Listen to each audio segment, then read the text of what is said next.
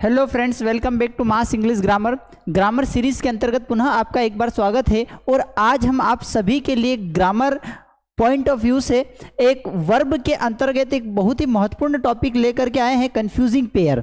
ये confusing pair क्या है सर? कंफ्यूजिंग पेयर यह है कि दो वर्ब्स आपको दिखती एक जैसी है लेकिन उनके अलग अलग अर्थ होते हैं। कभी कोई एक वर्ब का फर्स्ट फॉर्म हो सकता है, कभी आपके लिए वर्ब का सेकेंड फॉर्म हो सकता है। ये वे वर्ब्स हैं जो किसी भी एग्जाम में मोस्टली पूछे जाते हैं और सबसे ज़्यादा कंफ्यूज करते हैं। चलिए समझते हैं ये कंफ्यूजिंग पेयर है क्या। देखिए फ्रेंड्स, एक BEAR वर्ब की बात कर रहे हैं। सबसे पहले अभी हम जो बात कर रहे हैं वो वर्ब के बारे में बात करेंगे, ठीक है। BEAR बियर और BEAR बियर दोनों का प्रोनाउंसिएशन सेम है, दोनों की स्पेलिंग सेम है, लेकिन दोनों का अर्थ अलग अलग होता है। बियर मीन्स एक बियर का मतलब होता है पैदा करना या बोर्न जन्म देना, दूसरा होता है बर्दाश्त करना, ठीक है। तो यहाँ पर पैदा करना या बर्दाश्त करना दोनों का, लेकिन इसके सेकेंड फॉर्म भी सेम होते हैं, लेकिन इसका जो थर्ड फॉर्म होता है, थर्ड फॉर्म में अंतर है। देखेंगे आप, यहाँ पर बोर्न है और यहाँ पर जो बर्दाश्त करने का थर्ड फॉर्म होता है इसमें ई भी इंक्लूड होता है, ठीक है। समझ में आ रही बात? नेक्स्ट समझते हैं। इसी तरीके से FALL फॉल, फॉल मीन्स होता है गिरना, सेकेंड फॉर्म होता है फेल और थर्ड फॉर्म होता है फॉलन, ठीक है। लेकिन एक FELL फेल फर्स्ट फॉर्म भी होता है जिसका मतलब होता है गिराना। गिरना के लिए होता है फॉल और गिराना का मतलब होता है फेल। दोनों की स्पेलिंग में अंतर है। यह जो FELL फेल है यह सेकेंड फॉर्म है, जबकि यहाँ पर FELL फेल जो है फर्स्ट फॉर्म है। इस फेल का सेकेंड फॉर्म होगा फेल्ड और यहाँ पर थर्ड फॉर्म फॉलन होगा और यहाँ पर थर्ड फॉर्म फेल्ड होगा। दो वर्ब है, गिरना और गिराना, दोनों अलग अलग मीनिंग है। गिरना के लिए फर्स्ट फॉर्म होता है फॉल, सेकेंड फॉर्म होता है फेल और थर्ड फॉर्म होता है फॉलन। जबकि गिराना जब वर्ब आती है तो इसके लिए वर्ब जो यूज़ की जाती है वो फेल यूज़ की जाती है। सेकेंड फॉर्म इसका होगा फेल्ड और थर्ड फॉर्म होगा फेल्ड। एग्जाम में कंफ्यूज करने के लिए सबसे ज़्यादा अधिक क्वेश्चन यहीं से पूछे जाते हैं, ठीक है। सर आप ये क्यों पढ़ा रहे हैं? क्योंकि अभी इसके पहले हमने टेंस के बारे में बात की है और टेंस में हमने अलग अलग जगह बात की है कि यहाँ पर फर्स्ट फॉर्म यूज़ किया जाएगा, यहाँ पर सेकेंड फॉर्म यूज़ किया जाएगा। इस तरीके से हमने अलग अलग टॉपिक्स और अलग अलग चीज़ों को लेकर के डिस्कशन किया है। आगे हम समझते हैं नेक्स्ट जो थर्ड नंबर की वर्ब है वह है फाइंड। और फाइंड का मतलब जो होता है यहाँ पर प्राप्त करना या पाना होता है। फाइंड का मतलब होता है पाना या फिर प्राप्त करना, ठीक है। फाइंड का जो सेकेंड फॉर्म होता है वह होता है फाउंड और थर्ड फॉर्म भी फाउंड होता है। जो वर्ब फाइंड जिसका मीनिंग होता है प्राप्त करना, ठीक है, या पाना, इसका सेकेंड फॉर्म फाउंड और थर्ड फॉर्म फाउंड दोनों समान होते हैं। लेकिन FOUND फाउंड एक वर्ब का फर्स्ट फॉर्म भी होता है जिसका अर्थ होता है स्थापित करना, ठीक है। आपने सुना होगा फाउंडेशन या फिर इट वाज फाउंडेड बाय, किसी चीज़ की स्थापना की गई तो स्थापना करने के लिए जो वर्ब होती है वो होती है फाउंड। इसका सेकेंड फॉर्म जो होता है वह होता है फाउंडेड और थर्ड फॉर्म होता है फाउंडेड। ये वर्ब्स कंफ्यूज कर देती है हमें एग्जाम में, इसलिए इन वर्ब्स के मीनिंग को समझते हुए चलना है, ठीक है। फाइंड मीन्स होता है प्राप्त करना, जबकि फाउंड मतलब होता है स्थापित करना। फाइंड का सेकेंड फॉर्म भी फाउंड होता है, जबकि फाउंड एक वर्ब का फर्स्ट फॉर्म भी है। नेक्स्ट की बात अगर हम करें तो नेक्स्ट होता है ग्राइंड। ग्राइंड मीन्स होता है पीसना। ग्राइंड मीन्स क्या होता है? पीसना। और ग्राइंड का सेकेंड फॉर्म क्या होता है?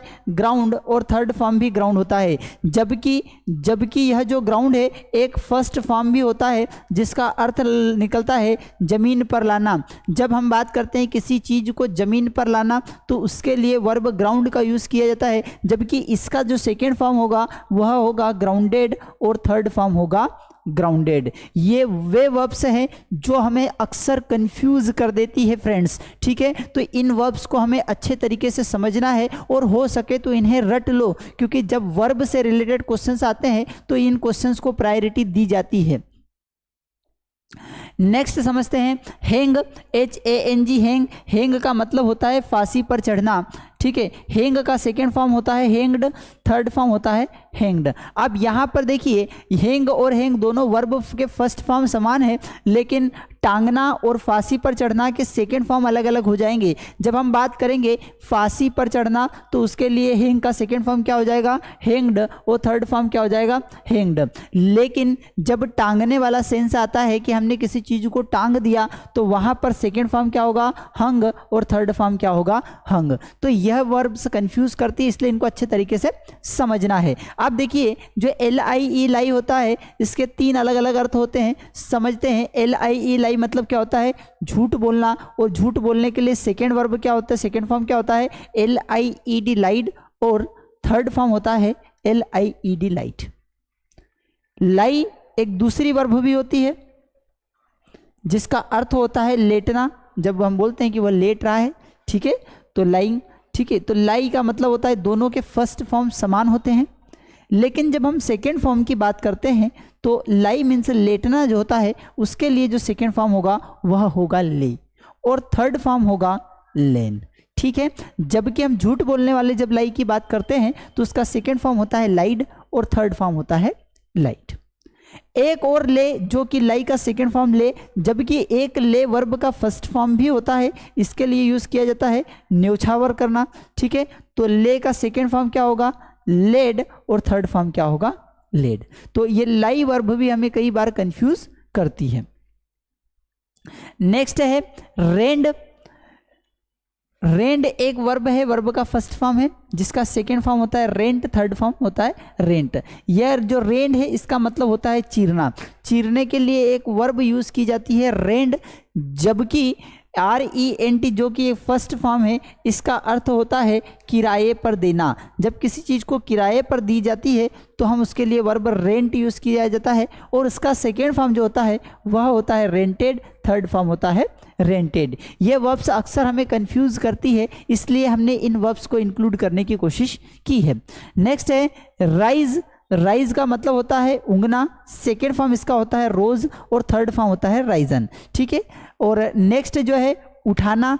उठाना के लिए हम जैसे बोलते हैं ना आवाज़ उठाई उन्होंने, तो आवाज़ उठाना के लिए क्या होगा, रेज, सेकेंड फॉर्म इसके लिए होगा रेज्ड, और थर्ड फॉर्म यूज किया जाएगा रेस्ट। नेक्स्ट समझते हैं raze, R A Z E raze. Raze का मतलब होता है ध्वस्त करना, रेज का सेकेंड फॉर्म होगा रेज्ड और रेज्ड। तो ये रेज वाली जो मिलती जुलते वर्ड्स थे कंफ्यूज करने वाले। नेक्स्ट अगर हम बात करें तो हमारे पास एक वर्ब होती है सी। सी का जिसका आप अर्थ अच्छे तरीके से जानते हैं कि सी मतलब होता है देखना।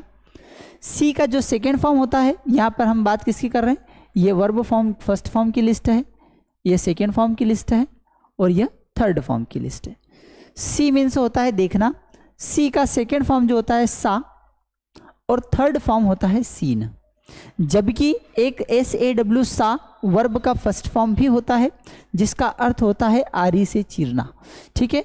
सा आरी को भी सा कहा जाता है, तो ये जो सा वर्ड है इसके दो अर्थ निकलते हैं, आरी भी होता है और आरी से चीरना वर्ब जो यूज़ की जाती है उसके लिए भी हम सा का यूज़ करेंगे। इसके लिए सेकेंड फॉर्म जो यूज़ किया जाएगा वह होगा साड, थर्ड फॉर्म साड भी हो सकता है और सान भी हो सकता है, ठीक है। नेक्स्ट है विंड। विंड का एक तो अर्थ हम हवा चलना समझते हैं, हवा के लिए विंड का यूज़ करते हैं। दूसरा विंड का मतलब होता है मोड़ना भी होता है, इसका सेकेंड फॉर्म होता है वुंड, और थर्ड फॉर्म वुंड होता है। जबकि एक वुंड वर्ब भी है जिसका मतलब होता है घायल हो जाना या घाव हो जाना, ठीक है। तो वुंड सेकेंड फॉर्म इसका होगा वुंडेड, थर्ड फॉर्म होगा वुंडेड। इसी तरीके से एक वर्ब है फ्लाई। फ्लाई मीन्स होता है क्या, उड़ना। उड़ना जब होता है तो सेकेंड फॉर्म क्या होता है फ्ल्यू, थर्ड फॉर्म होता है फ्लोन, ठीक है। लेकिन एक वर्ब फ्लो भी होती है जिसका मतलब होता है बहना, पानी बहने के लिए जिसको हम जनरली यूज़ करते हैं। तो फ्लो का थर्ड फॉर्म होगा फ्लोड, और सेकेंड फॉर्म फ्लोड, और थर्ड फॉर्म फ्लोड। अब देखिए कई बार क्या होता है कि हम क्या बोलते हैं, उड़ना मतलब हवा के लिए यूज़ किया जाएगा, किसी पक्षी के लिए उड़ना यूज़ किया जाएगा, तो उड़ने के लिए क्या यूज़ किया जाएगा फ्लाई। जबकि हवा बह रही है तो हवा के लिए क्या यूज़ किया जाता है फ्लो का यूज़ किया जाता है, ठीक है। अब हम जो जिन वर्ब्स की बात करेंगे ये ऐसी वर्ब्स है जो कभी कभी नाउन का काम कर लेती है, कभी कभी एडजेक्टिव का काम कर लेती है। नाउन होगी तो इसके स्पेलिंग में क्या कुछ अंतर आता है, वर्ब होगी तो क्या अंतर आता है। कंफ्यूजिंग पेयर जिसको हम कह सकते हैं कि इन वर्ब्स में अक्सर हम कहीं ना कहीं कंफ्यूज हो जाते हैं, तो ये कंफ्यूजिंग पेयर के बारे में हम बात कर रहे हैं कि आखिर ये कंफ्यूजिंग पेयर है क्या। ठीक है, जहाँ पर कभी नाउन का काम करेगी कभी एडजेक्टिव। जैसे हमने कई बार एग्जाम में एग्जाम्पल आपको लिया है कि प्रैक्टिस और प्रैक्टिस पढ़ने में हमको समान लगते हैं, लेकिन जब सीई आता है तो इसका अर्थ होता है केवल अभ्यास। सीई जब अर्थ आता है तो केवल अर्थ निकलता है अभ्यास, जबकि जब एसई आता है तो इसका मतलब होता है अभ्यास करना। जब प्रैक्टिस में एसई यूज़ किया जाता है तो इसका अर्थ क्या होता है, अभ्यास करना। एक एग्जाम्पल के माध्यम से अगर हम समझ ले कि आपके लिए दो वर्ड दिए हैं कि आई हैव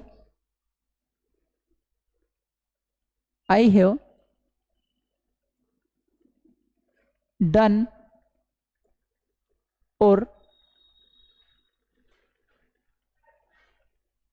आई कैन। ठीक है, जब हम यूज कर रहे हैं कि आई हैव डन, मैंने प्रैक्टिस कर ली है, तो करना के लिए वर्ब आपने क्या यूज कर लिया, डन। मतलब अब बात किसकी हो रही है, केवल अभ्यास की बात हो रही है। तो आई हैव डन प्रैक्टिस, यहाँ पर ये जो प्रैक्टिस आएगा वह सीई वाला आएगा। और जब मैं बोलता हूँ कि आई कैन, अब हम जानते हैं कि कैन के जस्ट बाद हमेशा वर्ब का फर्स्ट फॉर्म यूज़ किया जाता है, तो इन दैट केस हम जो यूज़ करेंगे वह करेंगे आई कैन प्रैक्टिस, और यह जो प्रैक्टिस होगा यह वर्ब वाला होगा। ठीक है, तो इस तरीके से हमें थोड़ा सा समझने की कोशिश करना है कि ये सीई जब होता है तो यह नाउन का काम करता है, वीई जब ऐसी होता है तो वर्ब का काम करता है। कई बार एग्जाम में क्या होता है कि इस तरीके के क्वेश्चंस पूछ लिए जाते हैं कि बताइए कि 4 विकल्प दिए हुए हैं, इन 4 विकल्प में कौन वर्ब है और कौन नाउन है। तो ऐसी स्थिति में अगर दिया हुआ है तो समझना है कि जब सीई होता है तो वह नाउन होता है, और जब एसई होता है तो वह वर्ब होता है। प्रैक्टिस मतलब होता है अभ्यास, और प्रैक्टिस मतलब अभ्यास करना। यही जो फॉर्मूला है वह एडवाइस में भी अप्लाई होता है कि जब एडवाइस सीई होता है तो इसका मतलब होता है केवल सलाह, जो कि एक क्या है, नाउन है। ठीक है, और एडवाइस जब एसई आता है तो ये एक वर्ब होता है जिसका अर्थ क्या होता है, सलाह देना। समझ में आ रहा है। नाउन और वर्ब में अंतर, नाउन मतलब केवल नाम, नाउन मतलब केवल नाम, और वर्ब मतलब काम, वर्ब मतलब काम करना। तो जब मैं बोलता हूं कि अभ्यास, तो ये केवल एक नाम हो गया और अभ्यास करना एक काम हो गया। तो नाउन मतलब केवल किसी चीज का नाम और वर्ब मतलब काम करना। तो यहाँ पर एडवाइस मतलब सलाह देना एक काम की बात हो रही है, और एडवाइस मतलब सलाह किसी चीज़ की बात हो रही है। ठीक है, नेक्स्ट है कंप्लेन। जो कंप्लेन वर्ब होता है वो होता है, कंप्लेन वर्ड जो होता है वो एक क्या होता है, वर्ब जिसका अर्थ क्या होता है, शिकायत करना। कोई काम करने की बात होती है तो वो एक तरीके की क्या होती है, वर्ब होती है। तो कंप्लेन क्या हो गया, शिकायत करना, और कंप्लेंट जो होता है इसका मतलब होता है शिकायत, केवल शिकायत। नेक्स्ट समझते हैं अफेक्ट और इफेक्ट में क्या अंतर है। तो अफेक्ट भी एक वर्ब है, इफेक्ट भी कभी कभी वर्ब का काम करती है। तो अफेक्ट जो होती है उसका मतलब होता है असर करना, प्रभावित करना, असर करना और प्रभावित करना। ठीक है, क्योंकि उसने अफेक्ट किया मतलब प्रभावित किया, असर किया। इफेक्ट का मतलब होता है केवल परिणाम, ठीक है, या फिर केवल प्रभाव। ठीक है, नेक्स्ट है अश्योर। अश्योर का मतलब होता है तसल्ली देना किसी व्यक्ति को कि ठीक है, I can make you assure, मैं आपको थोड़ा सा तसल्ली दे सकता हूँ इस बात की। तो यह भी एक वर्ब है। एक वर्ब है इंश्योर, जिसका मतलब होता है सुनिश्चित। ठीक है, यहाँ पर वर्ब है तो सुनिश्चित करना, यह भी एक वर्ब हो सकती है। तसल्ली देना और सुनिश्चित करना। तसल्ली देना मतलब केवल सांत्वना देने तक सीमित है, जबकि सुनिश्चित करना मतलब पक्का दिलासा देना, पूर्णतः विश्वास दिलाना। ठीक है, तो इंश्योर और एक और इंश्योर होता है जिसका मतलब होता है बीमा करना। ठीक है, जब बीमा करने वाला इंश्योर होता है उसमें स्पेलिंग में क्या आता है, आई का यूज़ किया जाता है, जबकि सुनिश्चित करने वाली जो वर्ब होती है उसमें ई का यूज़ किया जाता है। ठीक है, और जो तसल्ली देने वाला अश्योर होता है उसमें केवल अश्योर होता है, ए का यूज़ किया जाता है। ठीक है, यहाँ पर दो वर्ब आप कई बार कंफ्यूज हो जाते हैं कि सर हियर यूज़ करें कि सुनने के लिए लिसन यूज़ करें। तो बहुत ही शानदार दिया है कि हियर मतलब सुनना या फिर सुनाई देना। ठीक है। हियर मतलब क्या हो गया, सुनना और सुनाई देना, में कोई चीज़ सुनाई दे रही है, हम कोई चीज़ सुन पा रहे हैं, ठीक है। लेकिन लिसन मतलब क्या होगा, कंसंट्रेटली मतलब ध्यान से सुनना। तो जो ध्यान से सुनना के लिए हम यूज़ करते हैं, क्या यूज़ करते हैं, लिसन। जबकि सुनाई देना के लिए हम क्या यूज़ करते हैं, हियर का यूज़ करते हैं। बात समझ में आ रही। नेक्स्ट समझते हैं हील, HEAL, हील। हील का मतलब होता है ठीक होना, ठीक है। हील का मतलब क्या हो गया, ठीक होना, रिकवर करना। और ये जो HEEL हील आता है, इसका मतलब होता है AD। यह एक वर्ब है और यह एक नाउन है। नेक्स्ट है प्रेस्क्राइब। प्रेस्क्राइब का मतलब होता है सलाह देना, ठीक है। जो डॉक्टर हमें प्रेस्क्राइब करते हैं, डॉक्टर प्रेस्क्राइब करते हैं मतलब डॉक्टर हमें सलाह देते हैं। क्या सलाह देते हैं कि आपको भैया यह काम करना चाहिए या नहीं करना चाहिए, आपको यह मेडिसिन लेनी है या नहीं लेनी है, ठीक है। तो इस तरीके से प्रेस्क्राइब करना मतलब क्या हो गया, सलाह देना हो गया, ठीक है। जबकि प्रोस्क्राइब, यहाँ पर अंतर देखेंगे, सिर्फ ये ओ का है, ठीक है। जब प्रोस्क्राइब होता है तो प्रोस्क्राइब का मतलब होता है पाबंदी लगाना, ठीक है। कई बार हम मिलते जुलते शब्द हम देखते हैं प्रोस्क्राइब, तो प्रोस्क्राइब हम क्लियर नहीं हो पाता कि प्रेस्क्राइब की बात हो रही है, प्रोस्क्राइब की बात हो रही है। तो ये कॉन्सेप्ट को आपको ध्यान रखना है और समझना है। क्या समझना है कि जब प्रेस्क्राइब होता है तब हम बात करते हैं सलाह देना की, और जब प्रोस्क्राइब होता है, ओ आ जाता है, तो इसका मतलब होता है पाबंदी लगाना। दोनों वर्ब है, दोनों क्रिया है, ठीक है। नेक्स्ट हम बात करें एडॉप्ट और एडाप्ट, ठीक है। एडॉप्ट और एडाप्ट में क्या अंतर है, तो एडॉप्ट मतलब होता है कि किसी को गोद लेना, जब बच्चे को गोद लिया जाता है तो उसने एडॉप्ट किया है, ठीक है। और एडाप्ट मतलब क्या होता है, ढालना, किसी को मोल्ड करना अपने हिसाब से। तो एडाप्ट परिस्थितियों के हिसाब से एडाप्ट कर लिया, अपने आप को ढाल लिया। तो यहाँ पर एडाप्ट क्या हो गया, वर्ब, दोनों, एडॉप्ट भी वर्ब है और एडाप्ट भी वर्ब है। एडॉप्ट मतलब क्या होता है, गोद लेना, और एडाप्ट मतलब क्या हो गया, ढालना, ठीक है। नेक्स्ट है एडेप्ट। एडेप्ट जो है एक एडजेक्टिव है जिसका अर्थ होता है निपुण होना, जिसका अर्थ क्या होता है, निपुण है कोई, है ना। तो एडेप्ट एक एडजेक्टिव है। सर ये एडजेक्टिव क्या काम करता है, नाउन तो आपने बता दिया है कि नाम होता है, वर्ब के बारे में आपने बता दिया कि ये काम करना होता है। सर एडजेक्टिव क्या होता है, एडजेक्टिव ऐसे वर्ड्स होते हैं फ्रेंड्स जो किसी नाउन या प्रोनाउन की क्वालिटी को बताते हैं, किसी के नाम को बताते हैं, किसी की विशेषता को बताते हैं। तो जो किसी के नाम या विशेषता को बताने वाले वर्ड्स होते हैं उन्हें हम क्या कहते हैं, उन्हें हम एडजेक्टिव कहते हैं, ठीक है। कॉन्सेप्ट समझ में आ रहा है। नेक्स्ट समझते हैं एल्यूड और इल्यूड।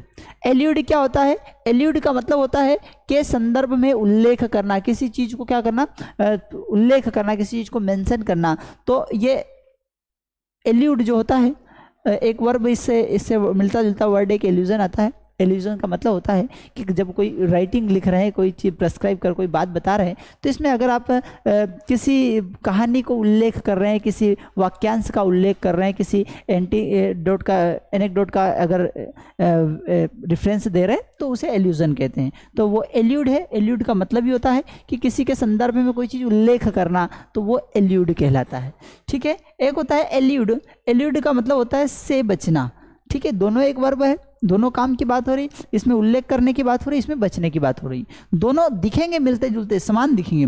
यहाँ पर एल्यूड और एल्यूड समान दिख रहे हैं, लेकिन एल्यूड का अर्थ क्या होता है, उल्लेख करना, और इल्यूड का मतलब क्या होता है, बचना। नेक्स्ट समझते हैं अमेंड और इमेंड। अमेंड मतलब क्या होता है, अमेंड मतलब होता है संशोधन करना, किसी भी चीज़ में सुधार करना, किसी चीज़ में परिवर्तन करना। तो उसके लिए हम क्या करते हैं, अमेंड का यूज़ करते हैं। जबकि इमेंड का मतलब क्या होता है, अशुद्धियाँ निकालना। इमेंड का मतलब क्या होता है, अशुद्धियाँ निकाल देना। तो अगर किसी चीज़ में से कोई अशुद्धियाँ, इम्प्योरिटीज़ निकाल दी जाएगी तो उसे हम क्या कहेंगे, इमेंड कहेंगे। जबकि किसी चीज़ को संशोधित कर दिया जाएगा तो उसके लिए हम क्या यूज़ करेंगे, अमेंड का यूज़ करेंगे, ठीक है। नेक्स्ट अगर हम बात करें तो कंपोज और कंप्राइज। कंपोज जो मतलब होता है उसका मतलब होता है बनाना, ठीक है। और कंप्राइज मतलब होता है से बना होना।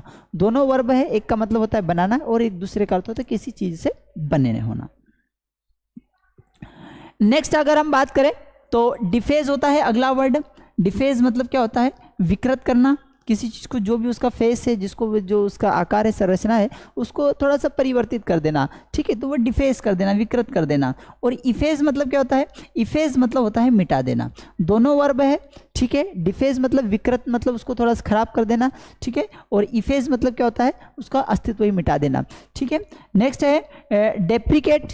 डेप्रिकेट मतलब क्या होता है, नापसंद करना किसी को, ठीक है। और डेप्रिसिएट मतलब क्या होता है, मूल्य कम कर देना। ये जो डेप्रिसिएशन वर्ड जो है यह ग्रामर वो अपना कॉमर्स से रिलेटेड वर्ड है, अकाउंटिंग से रिलेटेड है, मूल्य कम कर देना। और डेप्रिकेट का मतलब क्या होता है, नापसंद करना। नेक्स्ट है एनवेलप और इनवेलप, ठीक है, दोनों में केवल ई का अंतर है, ठीक है। हम जो बात करते हैं कि उसने मेरे को एक लिफाफा दिया, तो लिफाफा के लिए आखिरी में आपको ई लगाना है, ठीक है। और एनवेलप जब केवल पी आता है तो उसका मतलब होता है ढकना, ठीक है। शादियों में जो लिफाफा देते हैं उसका मतलब क्या होता है, तो शादियों में जो लिफाफा दे रहे हैं आप, तो ये लिफाफा ई वाला है, ठीक है, एनवेलप होता है वो, ठीक है। और अगर आप किसी को ढक रहे हैं चीज को, तो वो एनवेलप तक ही रहेगा। नेक्स्ट है एक्साइट। एक्साइट मतलब क्या होता है, उत्तेजित करना, एक्साइटमेंट जो आपने वर्ड सुना है, ठीक है, उसी का वर्ब, उसी का नाउन फॉर्म जो है एक्साइट है। एक्साइटमेंट भी जो है एक नाउन ही है। नेक्स्ट है इंसाइट। इंसाइट का मतलब क्या होता है, भड़कना, ठीक है। नेक्स्ट है फ्लॉट। फ्लॉट का मतलब होता है उल्लंघन करना, डिसोबे करना, जो पर्टिकुलर रूल्स नियम्स बने हुए हैं उनको अगर तोड़ रहे हैं तो उसके लिए हम वर्ड फ्लॉट का यूज़ करते हैं। नेक्स्ट है फ्लॉन्ट। ये शो ऑफ के लिए वर्ड यूज़ किया जाता है। फ्लॉन्ट मतलब दिखावा करना, दिखावे करने की जब बात होती है तो हम क्या यूज़ करते हैं, फ्लॉन्ट का यूज़ करते हैं, ठीक है, दोनों वर्ब है। नेक्स्ट है होवर्ड और हॉर्ड, ठीक है। ये जो होवर्ड है इसका मतलब होता है छिपा कर जमा करना, ठीक है, इकट्ठा करना, ठीक है। और हॉर्ड, HORD, हॉर्ड जो है इसका मतलब लोगों का जो समूह है, ग्रुप ऑफ पीपल है, उसे हम हॉर्ड कहेंगे, एक तरीके का कलेक्टिव नाउन है, ठीक है। कॉन्सेप्ट समझ में आ रहा होगा। अगर आपको थोड़ा सा ठीक ठाक लग रहा है, कॉन्सेप्ट समझ में आ रहा है, नए नए वर्ड्स सीखने को मिल रहे हैं, तो आप हमारे चैनल को लाइक, शेयर और सब्सक्राइब कर सकते हैं, ताकि हमें भी थोड़ा सा उसका मोटिवेशन मिलता रहे। और सब्सक्राइब कर लेंगे तो आगे की जो भी काम की चीज़ें हैं या इंपॉर्टेंट वीडियोज़ हैं वो आप तक पहुँच पाएंगे। नेक्स्ट है लोथ, LOATH और LOATH, दोनों में अर्थ ई का ही अंतर है, लेकिन ये जो लोथ है ये वर्ब है जिसका अर्थ होता है नापसंद करना। और जो एडजेक्टिव है, ये एडजेक्टिव के बारे में हम बात कर रहे थे, तो हमने बताया था कि किसी नाउन या प्रोनाउन की जो क्वालिटी को बताता है, जो किसी नाउन या प्रोनाउन की जो विशेषता बताने के लिए उपयोग किया जाता है, उसे हम क्या कहते हैं, एडजेक्टिव। तो व्यक्ति का जो प्रकार होता है कि कोई व्यक्ति अनिच्छुक है तो उसके लिए हम क्या यूज़ करेंगे, लोथ, LOATH, ठीक है। नेक्स्ट की बात अगर हम करें तो मिटिगेट। मिटिगेट के दो अर्थ होते हैं, एक होता है मिटिगेट, मिटिगेट एक वर्ब है जिसका मतलब होता है किसी चीज़ को बेहतर करना, ठीक है। एक होता है मिलीगेट। मिलीगेट की जब बात करते हैं तो इसका मतलब होता है प्रतिकूल होना, अनुकूल नहीं होना, ठीक है। नेक्स्ट की अगर हम बात करें तो लॉज, LOSE, लॉज, ये देखिए ये वर्ब भी बहुत कॉमन वर्ब के अंतर्गत है।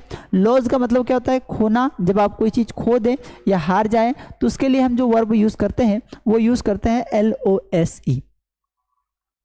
एक नाउन होता है LOSS, लॉस, जिसका मतलब होता है कि व्यापार में या किसी भी काम में जो घाटा या मुनाफा जो होता है, तो मुनाफे के लिए हम प्रॉफिट लिखते हैं और घाटे के लिए या हानि के लिए जो हम लिखते हैं वो लिखते हैं लॉस।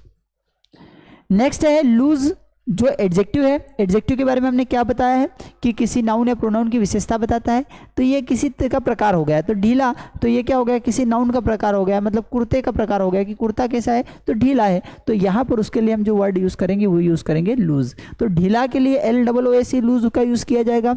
घाटा के लिए LOSS का यूज़ किया जाएगा। और जब हारने की बात हो, ठीक है, या खोने की बात हो, तो वहाँ पर LOSE का यूज़ किया जाएगा। नेक्स्ट समझते हैं TOW। TOW, टो, इसका मतलब होता है एक खींच कर ले जाना, ठीक है। एक टॉय होता है जो कि पैर की अंगुली या अंगूठे के लिए हम यूज़ करते हैं टॉय, ठीक है। टिप टॉय मतलब कि जब पैर की अंगुलियों से कोई चल रहा है, के आधार पर से चल रहा है, तो पैर की अंगुलियों से चलने वाला टिप टॉय, ये तीनों नाउन है, ठीक है। नेक्स्ट है प्रोसीड। प्रोसीड का मतलब होता है आगे बढ़ना, ठीक है, यह एक वर्ब है, काम की बात हो रही है।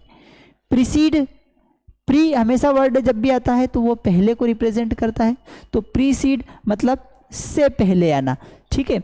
नेक्स्ट है सेंस्योर, SENSURE, सेंस्योर। सेंस्योर का एक वर्ब है जिसका अर्थ होता है निंदा करना। और सेंसर, SENSOR, सेंसर का अर्थ होता है पाबंदी लगाना। देखिए ये सारे वर्ड्स आपको कहीं ना कहीं दिखेंगे एक जैसे ही, ऐसा लगेगा कि लगभग समान वर्ड्स है, लेकिन माइन्यूटली इनको ऑब्जर्व करना है। थोड़ा थोड़ा स्पेलिंग का अंतर हो गया है, कोई सी पर्टिकुलर लेटर का अंतर हो गया, तो आपको ये समझना है, ठीक है।